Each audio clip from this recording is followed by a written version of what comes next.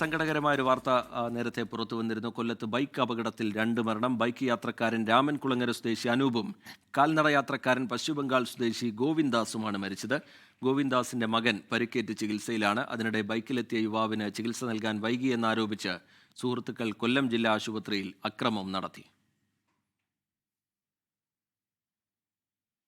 അപ്പം പേഷ്യൻ്റ് ഡെത്താണ്. അത് അമ്മക്ക് പറയാനും ഒന്നും പറ്റുന്നില്ല. അപ്പോഴത്തേക്ക് അമ്മരങ്ങ് ബഹളമായി, അകത്ത് ഇറങ്ങുന്നില്ല.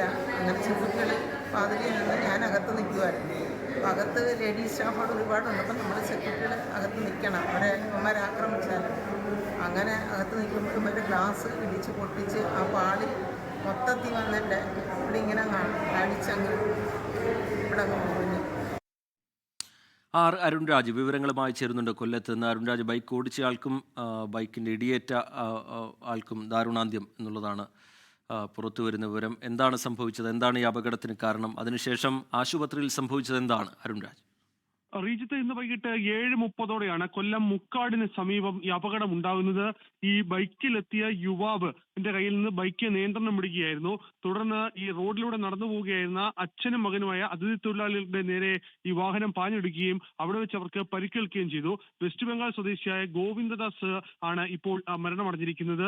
ഇയാളെ ജില്ലാ ആശുപത്രിയിൽ എത്തിച്ചപ്പോൾ ഉടൻ തന്നെ ജീവൻ നഷ്ടമായി എന്നുള്ളതാണ് നമുക്ക് ലഭിക്കുന്ന വിവരം. ഈ ബൈക്ക് യാത്രികനായ അനൂപിന്റെ തല സമീപത്ത് ഇടിച്ച് അനൂപിനും ഗുരുതരമായി പരിക്കേറ്റിരുന്നു. അനൂപിന്റെ തലയ്ക്കും ഗുരുതരമായി പരിക്കേറ്റതിനെ തുടർന്നാണ് അന്ത്യം ഇപ്പോൾ സംഭവിച്ചിട്ടുള്ളത്. ഈ ഗോവിന്ദദാസിന്റെ മകൻ ജിതിൻ ദാസിനും ഗുരുതരമായി പരിക്കേറ്റിട്ടുണ്ട്. ഇയാളെ ഇപ്പോൾ തിരുവനന്തപുരം മെഡിക്കൽ കോളേജ് ആശുപത്രിയിലേക്ക് കൊണ്ടുപോയിരിക്കുകയാണ്. ഈ അനൂപിന്റെ സുഹൃത്തുക്കൾ ഈ ജില്ലാ ആശുപത്രിയിൽ എത്തുകയും അനൂപിനെ കാണണമെന്നാവശ്യപ്പെട്ട് ആശുപത്രിക്കുള്ളിലേക്ക് തള്ളിക്കയറാൻ ശ്രമിച്ചപ്പോൾ സെക്യൂരിറ്റി ജീവനക്കാർ തടഞ്ഞതാണ് പ്രകോപനത്തിന് ഇടയാക്കിയത്.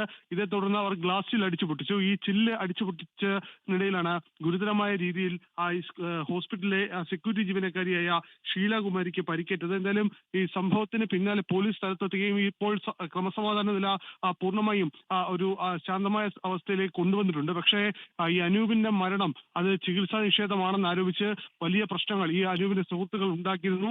അനൂപിനെ സ്വകാര്യ ആശുപത്രിയിലേക്ക് പിന്നീട് മാറ്റുകയും ചെയ്തു. അവിടെ വെച്ചാണ് അന്ത്യം സംഭവിച്ചത്. സംഭവത്തിൽ കൊല്ലം ഈസ്റ്റ് പോലീസ് കേസെടുത്തിട്ടുണ്ട്.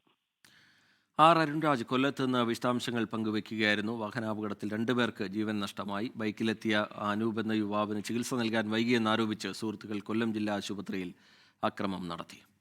ലോകത്തെവിടെയായാലും ഏത് സമയത്തും 24 വാർത്തകളും ഓഗ്മെന്റഡ് റിയാലിറ്റി പാക്കേജുകളും എക്സ്പ്ലെയിനറുകളും വിശദമായി കാണാൻ ഞങ്ങളുടെ യൂട്യൂബ് ചാനൽ നിങ്ങൾക്ക് സബ്സ്ക്രൈബ് ചെയ്യാം.